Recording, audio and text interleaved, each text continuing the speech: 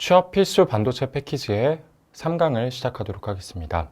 3강은 반도체 패키지 제품의 이해에 대해서 학습을 진행해 보도록 하겠습니다. 강의 목표 및 도입입니다.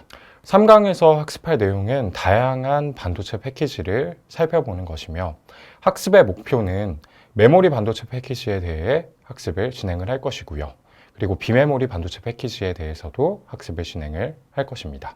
그리고 메모리와 비메모리 반도체 패키지가 결합이 된 그러한 제품에 대해서도 학습을 진행해 보도록 하겠습니다. 강의 도입과 질문입니다. 강의 질문을 또 한번 생각을 해볼 텐데요. 메모리와 비메모리 반도체 패키지는 앞선 강의들을 통해서도 여러분들이 차이가 있다라는 것을 확인은 했을 텐데요. 이번 강의를 통해서 과연 어떤 차이점을 가지고 있을지 조금 더 상세히 여러분들이 강의 내용을 살펴보면서 생각을 해보시면 좋을 것 같고요. 그리고 메모리와 비메모리 반도체 패키지가 따로따로 항상 존재하는 것이 아니라 하나로 묶는 방법도 존재합니다. 그렇기 때문에 메모리와 비메모리 반도체를 패키징을 통해서 하나로 혹시 묶을 수 있는 방법이 있을까? 라는 부분도 여러분들이 생각을 해보시면서 강의를 들으시면 좋을 것 같습니다. 그래서 아래쪽에 기사들을 또 준비를 해보았는데요. 기사를 첫 번째 거를 살펴보면은 메모리도 비메모리도 핵심은 패키징이다 라는 말이 나와 있죠. 그렇기 때문에 메모리와 비메모리 반도체가 따로따로 존재하는데 그래도 패키징이 굉장히 중요한 기술이다 라는 것을 확인할 수가 있고, 그리고 옆에 또 기사를 살펴본다면 로직 칩과 메모리 칩 4개를 하나로 묶은 아이큐브4를 개발하였다. 삼성전자에서 패키지 기술로 TSMC 따라잡기라는 이야기가 나와 있습니다. 그래서 메모리와 비메모리를 묶은 차세대 패키지 기술을 우리나라의 기업들에서도 개발을 하고 있다라는 것을 확인할 수가 있습니다. 그래서 이러한 기사를 통해서 패키징을 통해서 메모리와 비메모리 반도체 패키지를 하나로 합치는 방법도 존재한다라는 것을 확인을 할 수가 있습니다. 그러면 반도체 패키지 제품의 이해에 대해서 학습을 진행해 보도록 하겠습니다. 우선 메모리와 비메모리 반도체의 구분에 대해서 다시 한번 살펴볼 텐데요. 메모리 반도체 같은 경우에는 D램, 낸드, 그리고 HBM, 고성능 메모리이죠. 이러한 반도체 패키지들을 우리가 메모리 반도체라고 지칭을 하고요. 아래에 그림이 나와 있는데 삼성전자에서 만든 GDDR6, 그리고 낸드, 그리고 HBM 등이 이에 해당된다라고 생각을 할 수가 있겠고, 비메모리 반도체는 사실 메모리를 제외한 모든 것들을 비메모리라고 저희가 일컬을 수 있을 텐데요. 대표적인 제품들은 AP, CPU, GPU, 그리고 이미지 센서 등을 지칭을 합니다. 그래서 여러분들이 흔히 알고 있는 이러한 엑시노스, 그리고 엔비디아의 그래픽카드에 들어가는 그런 GPU 등을 지칭을 하는 것을 우리가 비메모리 반도체라고 생각을 할 수가 있겠습니다. 그러면 메모리와 비메모리 반도체의 기능과 역할에 대해서 생각을 해볼 텐데요. 메모리와 비메모리 반도체를 인간의 몸으로 우리가 마치 비유를 해보자면 비메모리는 두뇌로, 그리고 메모리 반도체는 몸의 구성 요소로도 생각을 할 수가 있겠습니다. 그래서 비메모리 반도체 같은 경우에는 명령, 논리, 연산, 그리고 제어의 기능을 수행하는 데 특화가 되어 있다라고 생각을 할 수가 있겠고요. 메모리 반도체는 기억의 기능을 수행을 하지만 비메모리 반도체에 주로 종속이 되어 있습니다. 그래서 비메모리 반도체인 GPU나 우리가 CPU 혹은 AP를 생각을 해본다면 이러한 비메모리 반도체들은 명령, 논리, 연산, 그리고 제어를 관장을 하기 때문에 인간의 몸으로 치자면 어떠한 머리, 두뇌의 역할을 수행을 한다라고 생각을 할 수가 있겠고, 메모리 반도체 같은 경우에는 몸의 구성 요소 중에서도 기억을 진행을 하기 때문에 우리가 어떤 전자기기의 관점으로 본다면은 몸의 구성 요소로 생각을 할 수가 있겠고, 이러한 기억의 기능은 임시적으로 진행을 하거나 영구적으로 진행을 할 수 있는 방법이 있습니다. 그래서 D램과 그리고 USB 같은 경우에는 기억을 임시적으로 하거나 영구적으로 진행을 하는 그러한 반도체 소자들이다 라고 생각을 할 수가 있겠습니다. 그러면 메모리 반도체 패키지에 우리가 이해를 조금 더 해볼 텐데요. 아까 앞에서 살펴보았듯이 임시적으로 기억을 저장을 하거나 영구적으로 기억을 저장을 할 수 있다라고 이야기를 했었는데, 이러한 메모리 반도체 패키지에서 임시적으로 어떤 데이터를 기억할 수 있는 반도체 패키지를 우리가 휘발성 메모리 반도체 패키지라고 부릅니다. 그래서 휘발성이라는 단어를 이제 왜 사용을 하는가라는 것을 살펴본다면 데이터의 저장을 위해 전기 공급이 필요한 반도체 패키지를 우리가 휘발성 메모리라고 지칭합니다. 그래서 휘발성 메모리 같은 경우에는 전기가 공급이 될 경우에만 임시적으로 데이터를 저장할 수 있습니다. 그래서 D램 같은 경우에는 대표적인 이제 휘발성 메모리 반도체라고 할 수가 있겠고요. 우리가 컴퓨터를 생각을 해본다면 어떠한 임시적으로 데이터가 D램에 저장이 되게 되는데 순간적으로 전기가 끊어져 버리게 된다면 여러분들도 아마 그런 경험들이 있으실 것 같은데요. D램에 저장이 되어 있던 그런 정보들이 컴퓨터가 어떠한 갑작스럽게 다운이 되거나 그렇게 하면서 우리가 전기를 꺼버렸을 때 메모리들이 기억을 하지 못하고 데이터들이 날아가는 경우들을 이제 경험을 해보셨을 거예요. 그래서 전기의 공급이 없다면은 어떠한 데이터를 저장할 수 없는 혹은 기억을 할 수 없는 그러한 메모리를 우리가 휘발성 메모리라고 부른다라는 것을 다시 한번 말씀을 드리도록 하겠습니다. 비메모리 반도체 중에서도 이제 비메모리 반도체는 우리가 여러 가지 단어로 이제 부를 수가 있을 텐데요. 비메모리 반도체와 동의어에 대해서도 우리가 알고 있어야지만 반도체 패키지 제품의 이해에 도움이 되기 때문에 비메모리 반도체 패키지의 동의어를 한번 살펴보도록 하겠습니다. 앞서 이야기하였듯이 비메모리 반도체 패키지는 AP, CPU, GPU 그리고 이제 이미지 센서 등을 의미한다라고 이야기를 했었는데요. 비메모리 반도체를 우리가 다른 말로도 표현을 할 수가 있습니다. 그래서 다른 말로는 시스템 반도체 혹은 로직 혹은 파운드리 반도체로 명칭을 부르기도 합니다. 그래서 여기서 파운드리라는 단어를 이제 여러분들이 신문 기사라든지 인터넷 기사를 통해서 확인을 해보신 적이 많을 텐데요. 파운드리라는 것은 반도체 설계 업체가 의뢰한 반도체 제품을 생산 공급하는 것을 원래 의미하지만 이러한 위탁 생산 반도체의 종류는 대부분 비메모리 반도체입니다. 그렇기 때문에 사실 메모리 반도체도 우리가 위탁을 해서 생산을 할 수가 있긴 있습니다. 그런데 주로 대부분 복잡한 비메모리 반도체가 어떠한 설계를 진행하는 업체에서 패브리케이션을 진행을 하는 업체의 위탁으로 생산에 의뢰를 하기 때문에 파운드리라고 지칭을 한다면 거의 대부분이 비메모리 반도체를 일컫는 것이다 라고 생각을 할 수가 있겠어요. 그래서 비메모리 반도체는 다시 한번 말씀드리지만 비메모리 반도체, 시스템 반도체, 로직 반도체 그리고 파운드리 반도체는 거의 동일한 동의어로 사용이 되는 단어들이다 라는 것을 다시 한번 확인할 수가 있습니다. 그러면 비메모리 반도체에 대해서 조금 더 자세히 살펴보도록 하겠습니다. 비메모리 반도체의 4대 기능과 그리고 CPU, AP의 개념과 역할에 대해서 살펴볼 텐데요. 비메모리 반도체는 4대 기능을 수행을 할 수가 있습니다.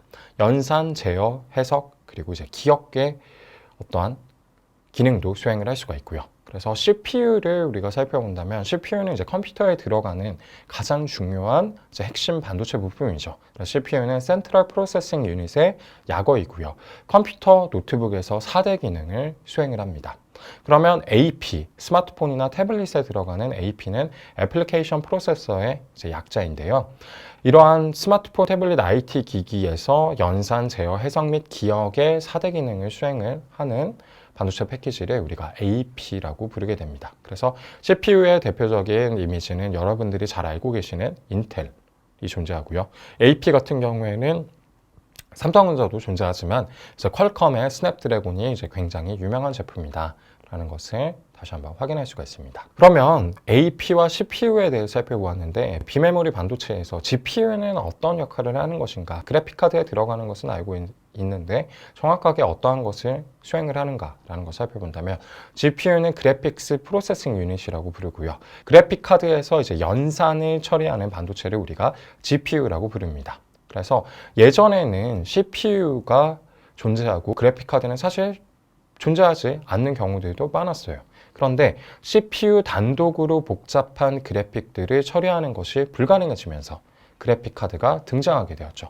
결론적으로 이제 점점 더 화질이 좋은 영상들 4K, 8K 혹은 게임들도 3D와 같은 그런 복잡한 게임들이 등장을 하게 되면서 CPU 단독으로는 그러한 그래픽들을 도저히 처리를 할 수가 없게 되었습니다. 그래서 그래픽 카드라는 것이 이제 등장을 하게 되었고, 이 그래픽 카드에서도 마찬가지로 두뇌의 역할을 할 수 있는 반도체가 필요했어요. 그래서 이러한 두뇌의 역할을 하는 4대 기능을 수행하는 반도체가 우리가 GPU라고 할 수가 있고요.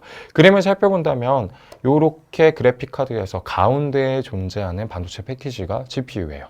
그리고 옆에 존재하는 이 D램들이 또 받쳐주고 있다라는 것을 확인을 할 수가 있습니다. 다음은 이미지 센서에 대해서 살펴볼 텐데요. 이미지 센서도 이제 비메모리 반도체의 한 종류입니다. 그리고 이러한 이미지 센서는 카메라 이미지 센서라고도 부르기 때문에 이미지 센서 혹은 CIS라고 우리가 부르기도 합니다. 그러면 이러한 이미지 센서는 어떠한 역할을 하는 것인가 라고 한다면 영상을 정기적 신호로 변환하는 비메모리 반도체입니다. 그리고 이미지 센서의 특이한 점은 이미지 센서는 4대 기능을 수행하지 않지만 비메모리 반도체를 우리가 구분을 해요. 그래서 사실 정확하게 말하자면 메모리 반도체를 제외하고 거의 대부분의 반도체는 다 비메모리 반도체로 구분을 할 수가 있어요. 그런데 아까도 제가 말씀을 드렸듯이 일상생활에서 우리가 흔히 접할 수 있는 비메모리 반도체의 영역이 AP, CPU, GPU, 그리고 이러한 이미지 센서 등이기 때문에 여러분들이 비메모리 반도체라고 한다면 주로 그러한 반도체 패키지들에 대해서 지칭을 하는 것이구나 라고 생각을 해주시면 더 좋을 것 같습니다. 다음은 공정에 따른 메모리, 비메모리, 반도체 패키지 제품의 이해에 대해서 한번 살펴보도록 하겠습니다. 그래서 메모리와 비메모리 반도체 패키지가 분명히 차이점이 존재한다라는 것을 살펴보았는데요. 공정에 따라서 이 반도체 패키지들을 구분을 할 수가 있습니다. 그래서 와이어 본딩과 TSB 기술 같은 경우에는 메모리 반도체 패키지의 제조에 적용되는 패키징 공정입니다. 물론 와이어 본딩은 컨벤셔널 패키징이고 TSB 기술 같은 경우에는 어드밴스드 패키징 기술이지만 각각의 이제 공정에 따라서 또 구분이 될 수가 있고요. 플립칩과 WLP 그리고 PLP 같은 경우에는 비메모리 반도체 패키지의 제조에 주로 적용이 되는 패키지 공정입니다. 그렇다면 메모리와 비메모리 반도체 패키지를 결합하는 패키징 공정은 무엇일까에 대해서도 저희가 간단히 한번 살펴볼 텐데요. 일단 그림을 좀 살펴보면은 다시 한번 여러분들이 전 강의에서 살펴보았지만 와이어 본딩, 그리고 TSB 기술, 플립칩, 그리고 WLP, PLP 이렇게 이제 존재하게 되는데 이러한 메모리 쪽 사이드와 그리고 비메모리 사이드를 우리가 결합을 할 수 있는 기술이 존재할까라는 것에 대해서도 학습을 진행을 해야겠죠. 그래서 메모리와 비메모리 반도체 패키지의 결합을 할 수 있는 가장 대표적인 방식은 패키지 온 패키지 방식입니다. 그래서 패키지 온 패키지 혹은 POP 줄여서 우리가 영어로 POP 패키지라고도 부르는데요. 이러한 패키지 온 패키지는 메모리 그리고 비메모리 반도체를 결합하는 대표적인 공정이라고 생각을 할 수가 있겠습니다. 그래서 POP 패키징을 통해 메모리와 비메모리 반도체 패키지를 결합하게 되고 그리고 성능 향상과 사이즈의 소형화가 가능해집니다. 그래서 그림을 살펴보신다면 이 그림이 지금 POP 패키지라고 할 수가 있겠는데요. 메모리가 상단에 존재하고 하단에 AP가 존재하는 걸 확인할 수가 있죠. 그래서 상단의 패키지와 하단의 패키지가 이제 결합이 되었고 상단의 메모리와 하단의 비메모리가 결합이 되었습니다. 그리고 구조를 살펴보신다면 패키지의 위에 패키지가 올라가 있기 때문에 우리가 패키지 온 패키지라고 부르는 것입니다. 그런데 이러한 패키지 온 패키지는 여러분들이 살펴보신다면 위에 메모리 패키지와 하단의 비메모리 패키지의 중간에 초록색 층이 하나 더 존재하는 걸 살펴볼 수가 있고요. 이러한 초록색 층을 우리가 인터포저라고 부릅니다. 그래서 패키지 온 패키지가 모든 제품이 인터포저를 활용하는 것은 아니지만 인터포저를 활용하는 방식이 대표적인 패키지 온 패키지 공정의 하나의 방식이라고 생각을 할 수가 있겠고요. 이러한 인터포저는 PCB 기판으로 이루어져 있습니다. 그렇기 때문에 메모리 반도체든 AP 반도체든 하단의 PCB 기판을 사용하는 것과 거의 유사한 PCB 기판을 사용을 한 다음에 하단의 패키지와 상단의 패키지가 정기적으로 연결이 될 수 있게끔 도와주는 층을 우리가 인터포저 층이라고 부른다라는 것을 살펴볼 수가 있습니다. 그러면 이러한 인터포저는 어떠한 것들로 이제 이루어져 있는지를 조금 더 자세히 살펴볼 텐데요. 인터포저는 패키지와 패키지를 결합하기 위해서 사용되는 층이다 라고 이야기를 했었고요. 플립챗 패키지의 경우를 생각을 해본다면 정기적 인출이 우리가 아랫방향인 걸 알고 있습니다. 페이스 다운 방식이고요.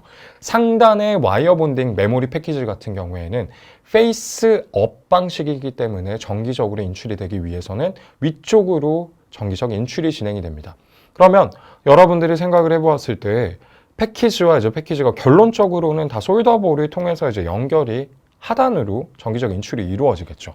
그런데 이 두 개를 연결을 하기 위해서는 이 인터포저라는 층이 존재를 하지 않으면은 상단의 패키지에 우리가 전기를 제대로 공급을 해줄 수가 없고 하단의 패키지와 상단의 패키지가 서로 상호 간의 어떤 결합을 정기적으로 할 수가 없겠죠. 그래서 인터포저를 활용을 하는 것이다 라고 생각을 할 수가 있겠고, 인터포저 기판의 종류를 살펴본다면 가장 대표적인 건 PCB, 프린티드 서큐트 보드, 인쇄 회로 기판이지만 실리콘, 유리, 그리고 유기 고분자를 활용을 해서 인터포저를 형성하는 경우도 있습니다. 그래서 PCB 인터포저의 그림을 옆에서 살펴볼 텐데요. 지금 인터포저 위에 칩을 올려놓은 상태입니다. 그러면 옆에 칩의 그림과 비교를 해본다면 칩만 존재할 때는 옆에 초록색의 이 부분들이 보이지 않죠. 그렇기 때문에 인터포저가 상단에 패키지를 하나 더 얹게 하기 위해서 옆에 이런 식으로 이제 정기적 배선을 할 수 있는 부분들이 존재하는 것을 확인할 수가 있고요. 인터포저만 놓고 바라본 사진을 살펴보게 된다면 이 가운데 하얀색 영역에다가 우리가 어떠한 AP와 같은 비메모리 반도체 패키지를 올려놓고 그 다음에 메모리 반도체 패키지를 이 옆쪽에 이 금속 배선에다가 올림으로써 결합을 하는 방식으로 어떠한 인터포저가 활용이 된다라는 걸 확인할 수가 있고요. 실리콘 그리고 유리 인터포저에 대해서 살펴본다면 하단의 그림이죠. 당연히 PCB 같은 경우에는 초록색의 색상을 띠고 있기 때문에 투과가 되지 않습니다. 그런데 유리로 만들어진 인터포저 같은 경우에는 유리이기 때문에 투과가 되는 걸 확인할 수가 있고요. 실리콘 인터포저 같은 경우에도 어느 정도 투과가 되지만 유리만큼은 아닙니다. 그런데 가장 많이 활용되는 방식은 PCB 방식이지만 최근에는 실리콘으로 만들어진 인터포저도 어떤 시스템인 패키지라든지 그런 어드밴스드 패키지에서 이제 많이 활용이 되고 있는 추세이다 라고 생각을 할 수가 있겠습니다. 다음은 시스템인 패키지에 대해서 살펴보도록 하겠습니다. 시스템인 패키지 같은 경우에는 차세대 메모리, 비메모리 패키징의 하나의 방식이다 라고 생각을 할 수가 있겠고, 이러한 시스템인 패키지를 우리가 줄여서 SIP 혹은 2.5D 패키지라고 부릅니다. 그래서 시스템인 패키지는 최근에 가장 주목받고 있는 차세대 패키징 기술 중에 하나이고요. 여러 종류의 반도체 패키지를 집합하여 시스템으로 구성하는 패키징 기술이다. 그래서 패키지 안에 시스템이 구현이 된다라는 관점으로 우리가 시스템 인 패키지라고 부르게 됩니다. 그래서 시스템 인 패키지는 POP보다 많은 종류의 패키지를 혼합하고 하나의 부품 표준으로 사용할 수가 있습니다. 여기서 하나의 부품 표준을 우리가 시스템이라고 생각을 하면 될 것입니다. 그렇다면 시스템인 패키지는 왜 2.5D 패키지라고도 불릴까요? 그 이유는 무엇일까에 대해서 생각을 한번 해봐야 될 텐데요. 일단 시스템인 패키지의 한번 구조를 밑에 그림을 통해서 살펴볼 텐데요.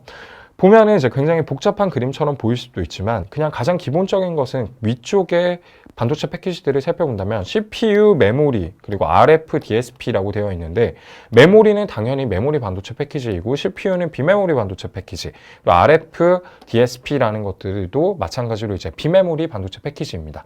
이러한 여러 개의 반도체 패키지들이 이런 식으로 평면으로 실리콘 혹은 유리 인터포저를 활용을 해서 접합이 되고 그 다음에 이 접합이 된 부분이 또 아래쪽에 어떠한 기판에 가서 붙는 걸 확인할 수가 있어요.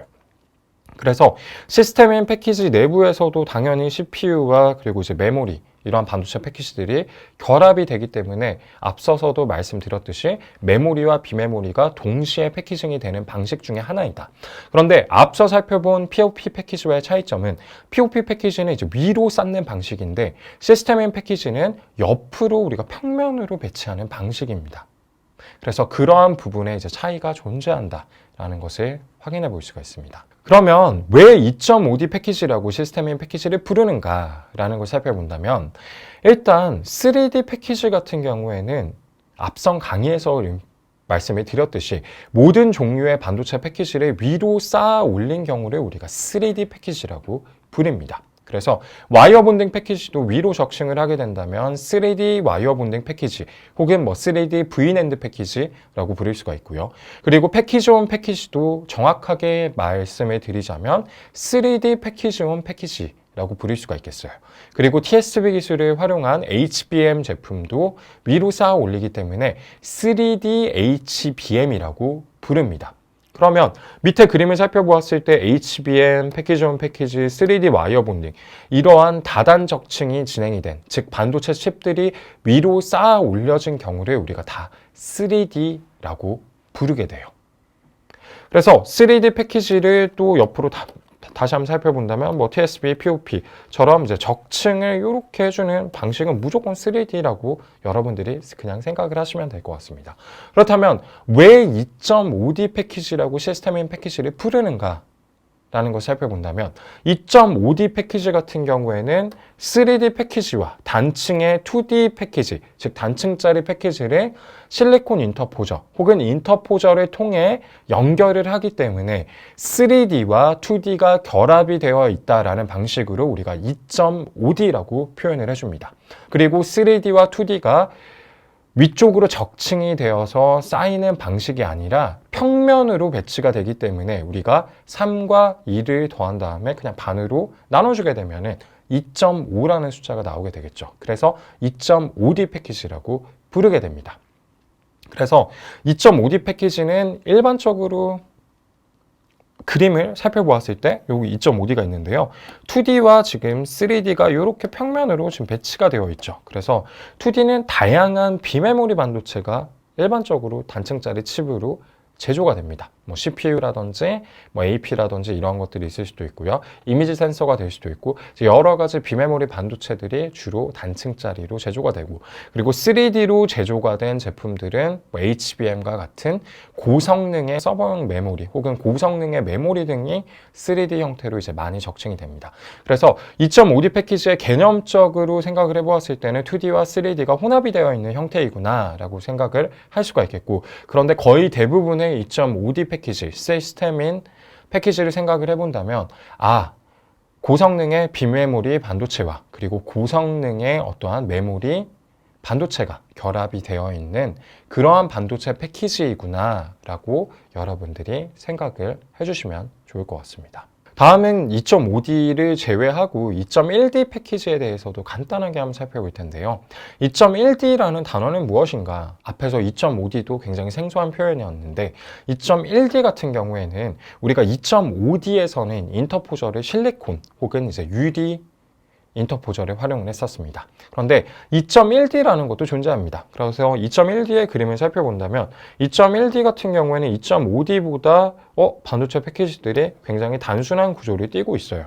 2.5D는 조금 더 크고 이제 높은 제품들이 존재하는 걸 확인할 수가 있는데 2.1D에서는 이러한 반도체 패키지를 연결하는데 활용되는 층이 유기 고분자 인터포저를 활용을 합니다. 그래서 두꺼운 층이 아니라 굉장히 얇은 필름과 같은 그러한 인터포저를 활용을 하고 유기 고분자 인터포저의 경우 복잡한 배선 등의 한계가 존재하기 때문에 2.5D 패키지만큼의 주목을 사실 받고 있지 못합니다. 아직까지는 기술 구현에 더욱더 노력이 필요합니다. 하지만 인터포저의 층은 얇게 할 수 있기 때문에 경박 단속, 즉 얇게 만들고 작게 만들고 이런 트렌드에 부합한 기술이라고 할 수가 있겠습니다. 그래서 2.1D 패키지도 점점 주목을 받고 있고 점점 더 발전해 나간다면 앞으로 더욱더 복잡한 형태의 시스템인 패키지가 2.1D 형태로 제조가 될 가능성도 많다고 생각을 할 수 있겠습니다. 그럼 3강의